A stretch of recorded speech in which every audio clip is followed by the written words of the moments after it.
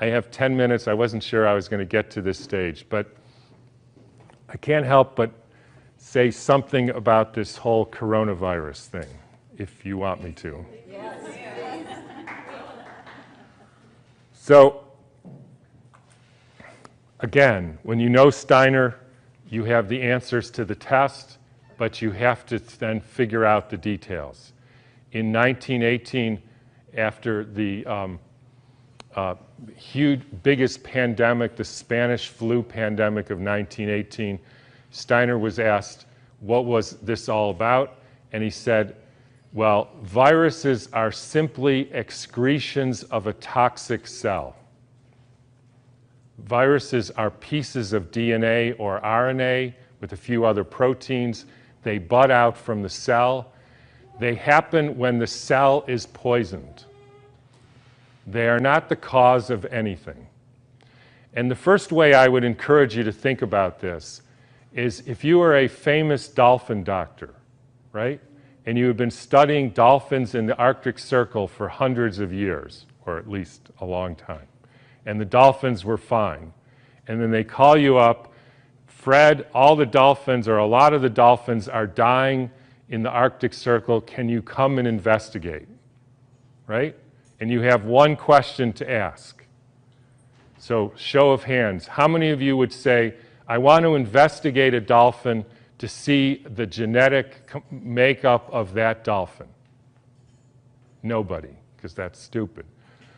How many of you would say, I want to see if this dolphin and that dolphin has a virus because it might be contagious and that's why all these dolphins are getting sick? That fellow. How many of you would say, excuse my French here, did somebody put some shit in the water here? Like Exxon Valdez? Anybody? Everybody. Because that's what happened. And the cells get poisoned. They try to purify themselves by excreting debris, which we call viruses. If you go to the current theory of viruses called exosomes, and the latest head of the NIH giving a talk on the complexity of viruses, you will see this is perfectly in line with the current thinking on what a virus really is. I had a dramatic example of this when I was growing up. Right outside our house, there was a wetlands, and they were full of frogs, and the frogs kept me up at night, so I taped the windows, and they were, in the spring, they made a big racket. And then over time, the frogs were all gone. How many thinks the frogs had a genetic disease? How many thinks the frogs had a virus? How many thinks somebody put DDT into the water? That's what happened. Diseases are poisoning. It's one of the reasons why vaccines, so let me skip that for a minute. So what happened in 1918? There was a huge, in every pandemic in the last 150 years, there was a quantum leap in the electrification of the Earth. In 1918, late fall of 1917, there was the introduction of radio waves around the world. Whenever you expose any biological system to a new electromagnetic field, you poison it, you kill some, and the rest go into a kind of suspended animation so that, interestingly, they live a little bit longer and sicker. And then starts in World War II with the next pandemic with the introduction of radar equipment all over the Earth, blanketing the entire Earth in radar fields. First time humans have ever been exposed to that. In 1968, there was the Hong Kong flu, and it was the first time the Earth has a protective layer in the Van Allen belt, which essentially integrates the cosmic fields from the sun and the Earth, from the moon and Jupiter, etc., integrates that and essentially distributes that to the living beings of the Earth. And we put satellites emitting radioactive frequencies in the Van Allen belt. Within 6 months, we had a new viral pandemic. Why viral? Because the people are poisoned, they excrete toxins, they look like viruses, People think it's a flu epidemic.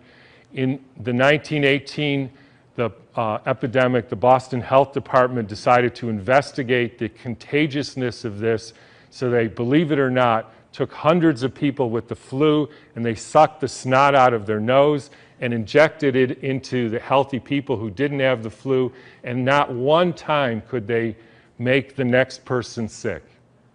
They did this over and over again, and they were not able to demonstrate contagion. They even did it with horses who apparently got the Spanish flu, and they put bags over their head and the horses sneezed in the bag, and they put the bag over the next horse, and not one horse got sick.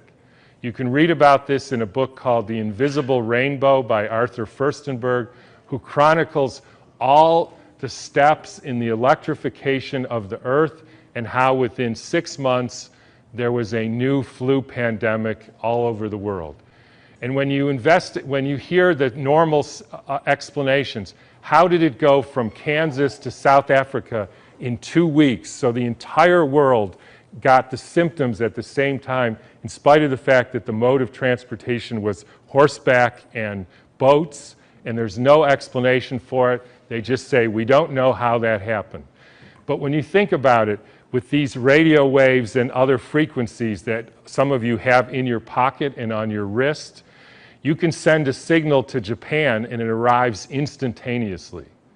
So any of you who don't believe there is an electromagnetic field that communicates globally within seconds just is not paying attention to this.